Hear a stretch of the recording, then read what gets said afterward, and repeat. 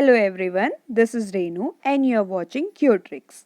Today we are going to learn about exponents and power. Exponents use क्या होते हैं? Exponents होता क्या है? Exponents are used to expressing large number in the short form. Exponent क्या के लिए यूज़ होता है? एक्सपोनेंट यूज़ होता है कोई भी लार्ज एक्सप्रेशन को शॉर्ट फॉर्म में चेंज करने के लिए और उसे क्या करने के लिए to make them easy to read, understand, compare and operate. और उसे क्या बना देता है? वो ईजी बना देता है रीड करने के लिए, अंडरस्टैंड करने के लिए और कंपेयर करने के लिए। जैसे कि हम यहाँ पे एक एग्जाम्पल से समझते हैं। आपको यहाँ पे ये दिख रहा होगा a इंटू ए मीन्स एक लार्ज एक्सप्रेशन को किस में कन्वर्ट कर दिया है? एक शॉर्ट फॉर्म में कन्वर्ट कर दिया गया है, जो क्या हो गया? ईजी हो गया रीड करने में और अंडरस्टैंड करने में। तो हमने ये जो लार्ज एक्सप्रेशन है इसको शॉर्ट फॉर्म में कैसे कन्वर्ट किया ये जानते हैं। ये यहाँ पे एक एक्सपोनेंट होता क्या है? एक्सपोनेंट इज अ नंबर जो क्या होता है? इट इज प्लेस्ड, कहाँ प्लेस होता है? To the right of the our number. किसके? एक जो दूसरा नंबर है उसके राइट साइड पे, उसके ऊपर पे जो प्लेस होता है हम उसे एक्सपोनेंट कहते हैं। जैसे कि हम यहाँ पे देख सकते हैं क्या है? 4 है। और उसे रीड कैसे कर सकते हैं? उसे रीड करते हैं a raise to the exponent 4 या a raise to the exponent 4th power या फिर a raise to the power 4। और यहाँ पे जो आप देख रहे हो a raise to the power 4 में a क्या होता है? हमारा बेस होता है और b क्या होता है? हमारा एक्सपोनेंट होता है। और जो ये टोटल है a raise to the power 4 इसको हम बोलते हैं एक्सपोनेंशियल फॉर्म, और जो a इंटू ए है इसको हम बोलते हैं एक्सपेंड फॉर्म। ओके, तो मीन्स एक्सपोनेंट क्या करता है? एक्सप्रेस करता है एक लार्ज नंबर को शॉर्ट फॉर्म में और उसे इजी बना देता है रीड करने के लिए और अंडरस्टैंड करने के लिए। एक्सपोनेंट एक नंबर होता है जो किसी दूसरे नंबर के राइट साइड पे ऊपर पे लिखा जाता है, जिसमें जो a होता है वो होता है हमारा बेस और जो ये 4 होता है ये हमारा होता है एक्सपोनेंट। और जो ये पूरा कंप्लीट होता है हम इसे बोलते हैं एक्सपोनेंशियल फॉर्म। और जो ये a इंटू आपको दिख रहा है वो क्या होती है? हमारी एक्सपेंड फॉर्म होती है। एक एग्जाम्पल की हेल्प से हम इसे और अच्छे से समझते हैं। जैसे कि आप यहाँ पे देख सकते हैं, यहाँ पे गिवन है एक्सप्रेस 5 टू द पावर 3 और 3 क्या है? यहाँ पे एक्सपोनेंट है और हमारा 5 क्या है? यहाँ पे बेस है। जो यहाँ पे 5 टू द पावर 3 है इसका मतलब है कि टोटल ऑफ 3 5s मल्टीप्लाई होंगे। कितने 5s मल्टीप्लाई होंगे? 3 5s मल्टीप्लाई होंगे। जैसा आप यहाँ पे देख सकते हैं 5 इंटू 5 जो क्या मिला हमें? 125। दिस एक्सप्रेशन, और ये एक्सप्रेशन को हम कैसे रीड कर सकते हैं? 5 टू द 3rd पावर या 5 टू द पावर 3। तो एक एक्सपोनेंट को इंडिकेट करने के लिए एन एक्सपोनेंट और इंडिकेट क्या करता है?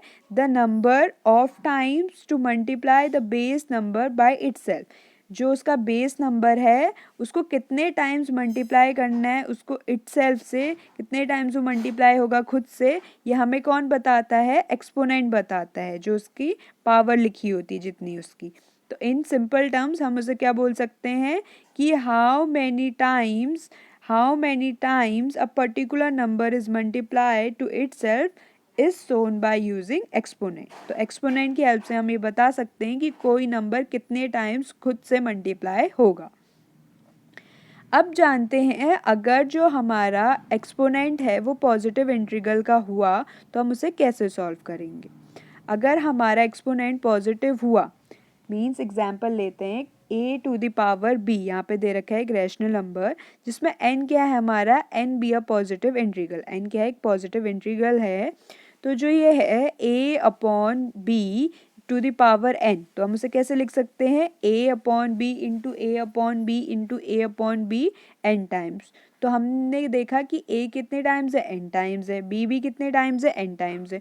तो हम इसे और कैसे लिख सकते हैं? a to the power n upon b to the power n।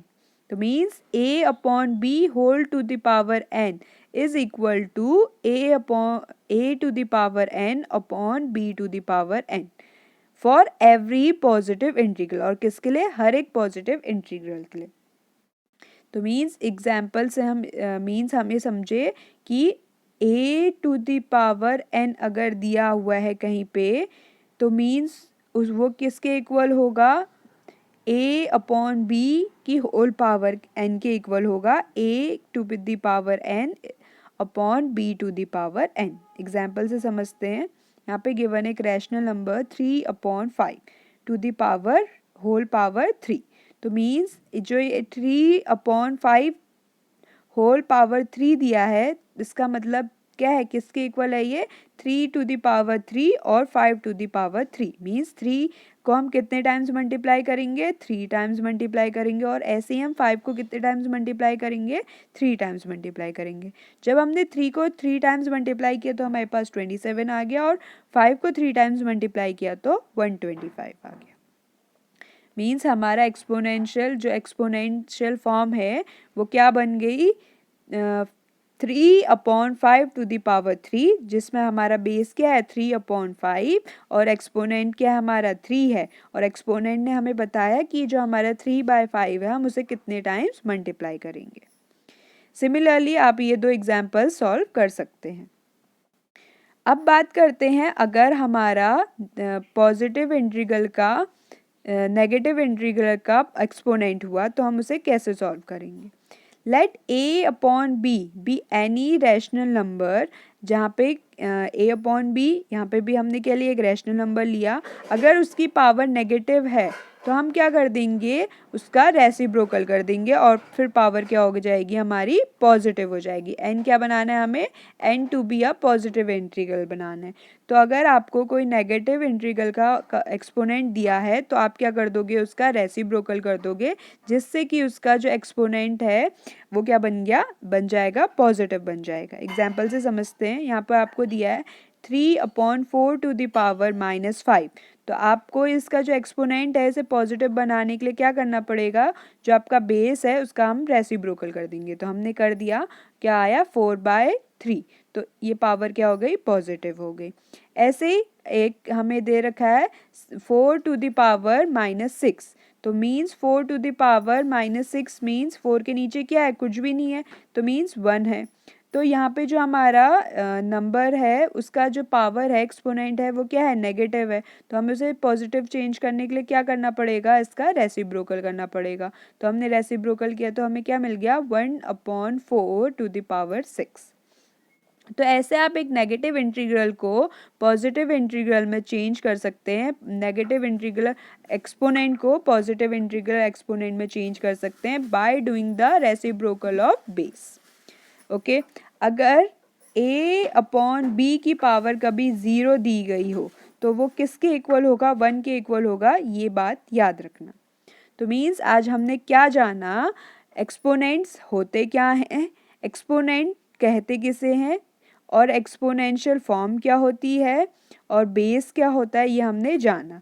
और हमने जाना अगर पॉजिटिव इंटीग्रल का एक्सपोनेंट होगा तो हम उसे कैसे सॉल्व करेंगे, और अगर नेगेटिव इंटीग्रल का एक्सपोनेंट होगा तो हम उसे कैसे सॉल्व करेंगे। Hope you understand. For more such video please like, share and subscribe Qtricks. Thank you.